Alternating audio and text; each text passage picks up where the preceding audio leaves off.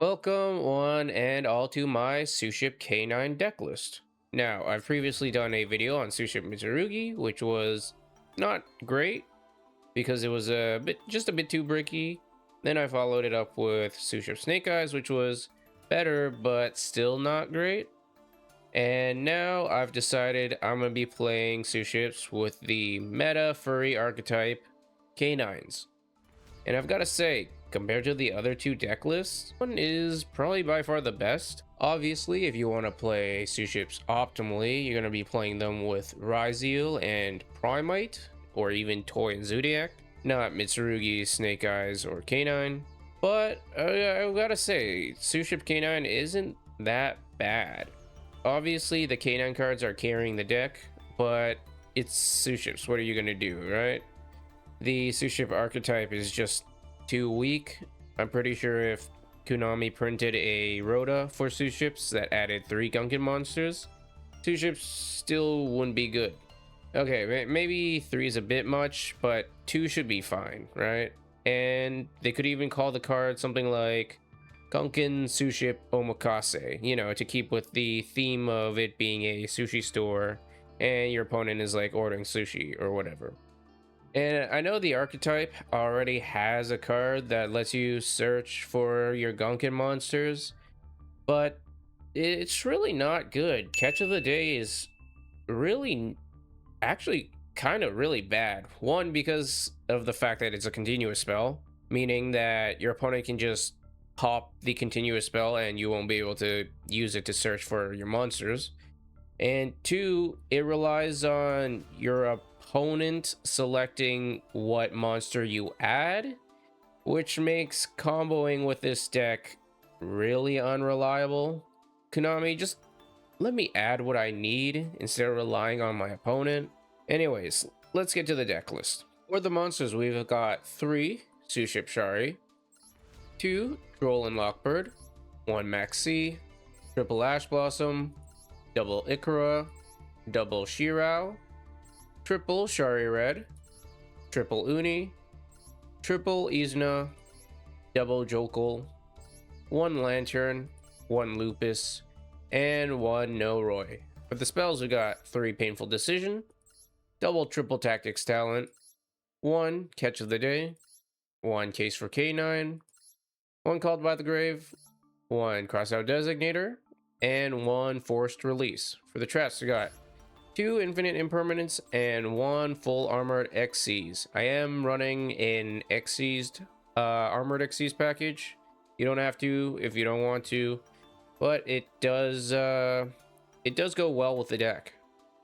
For the extra deck, we got 1 number 104 Masquerade, 1 Ikora class Dreadnought, 1 Shirao class Carrier, 1 number C104, 1 Uni class Super Dreadnought, 1 Nash Knight, 1 Xyz Armored Fortress, 1 Ripper, 1 Jax, 1 CXyz Nash Knight, 1 Dark Knight Lancer, 1 Werewolf, 1 Zeus, 1 Typhon, and lastly 1 SP Little Knight.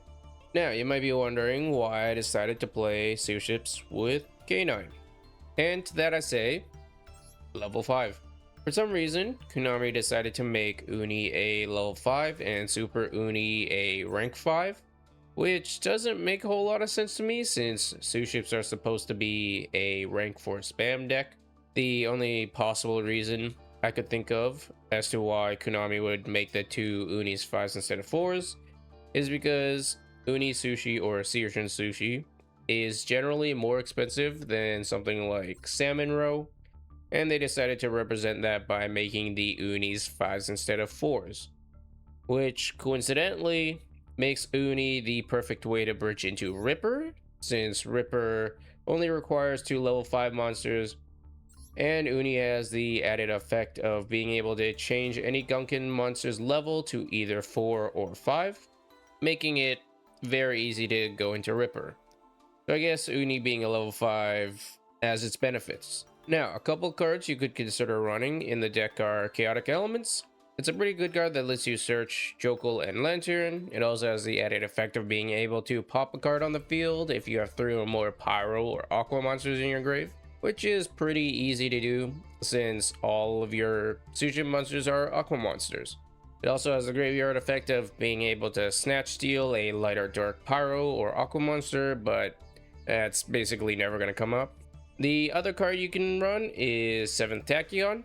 It basically does the same thing as Chaotic Elements. It lets you search Lantern and Jokel, but in my opinion, it's a little worse since you also have to shuffle a card back into the deck. However, where 7th Tachyon shines is that you can run it with number 105 and C105, and this is going to let you search for any of your Suship cards along with Izuno. But obviously, you'd have to sacrifice extra deck space to run those 7th Tachyon pivots. If you're okay with that, then 7th Tachyon is definitely a great card to add to the deck, since it will give you access to all your Suship monsters. And lastly, of course, you can't forget Utopic Future and Utopic Draco Future, the classic Suship boss monster. It gives you a monster negate, plus if the monster was on the field, you can take control of it. It's a pretty good card, relatively easy to get out with Suships, but obviously Utopic Future takes up extra deck space, so there's that. And that's about it.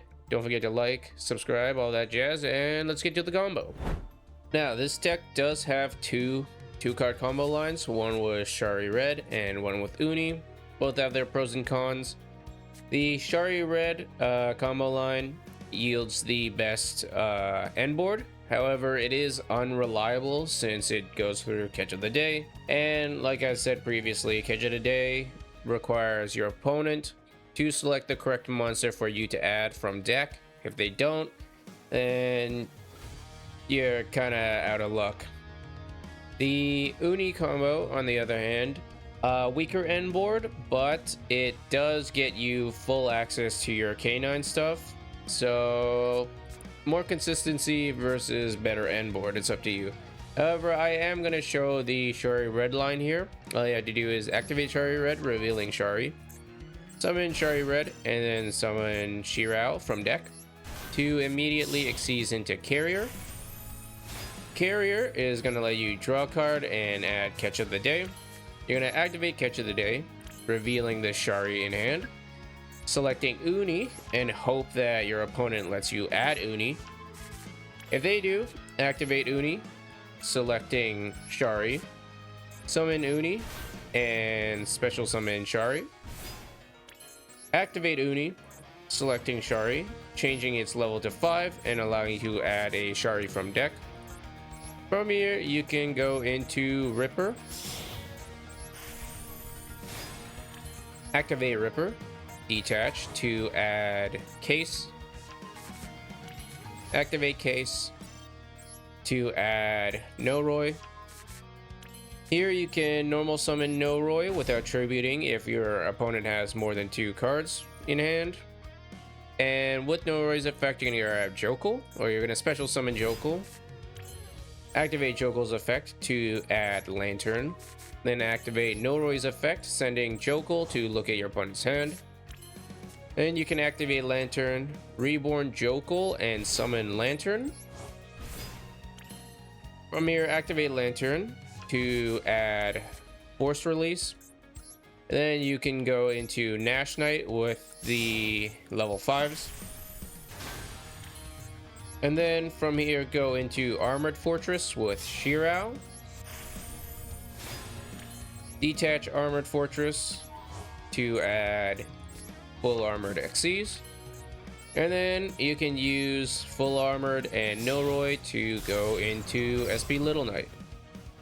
And then just set Forced and Armored Xyz, and that's the combo. Now this board has Nash Knight as a material attach on your opponent. Ripper has a graveyard and hand monster negate. SP has banish. Forced Release has both a pop and allows you to go into Jax, which is an additional pop, or Werewolf, which is a hand rip. And then once you've used all your Xyz effects, you can go into full armored Xyz and then go into Dark Knight Lancer. And to trigger Dark Knight Lancer's effect, all you have to do is activate Armored Xyz Graveyard effect, banish itself to then target one Xyz monster you control, equipped one other Xyz monster from your face-up field or grave to that selected monster as an equipped spell. This will trigger Dark Knight Lancer to attach one monster your opponent controls as material.